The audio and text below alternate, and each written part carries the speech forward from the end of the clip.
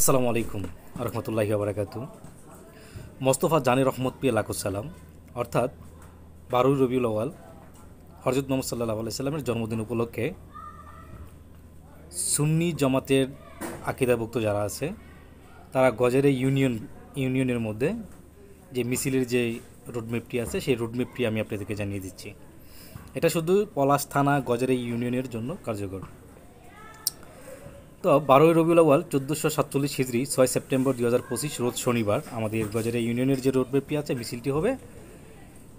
সেই মিছিলটির বিষয়ে সংক্ষিপ্ত আকারে যেটা পোস্টারে লেখা আছে সেই পোস্টারের লেখাটা আমি বলবো।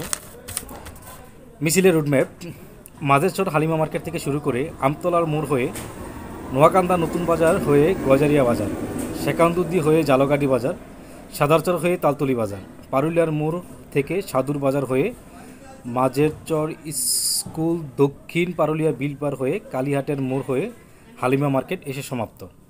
এটা হচ্ছে আমাদের সংক্ষিপ্ত যে রোডম্যাপটা।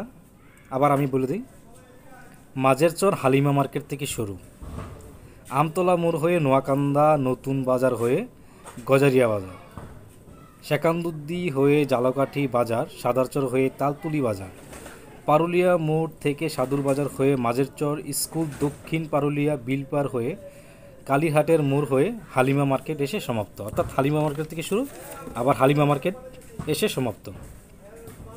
সময় হচ্ছে সকাল 8 ঘটিকায়। আপনারা যারা সকাল 8 ঘটিকায় সেখানে উপস্থিত হতে পারেন, সেখান থেকে মিছিলটি শুরু করবেন। তাছাড়া আধা ঘন্টা 1 ঘন্টা তো দেরি হবেই।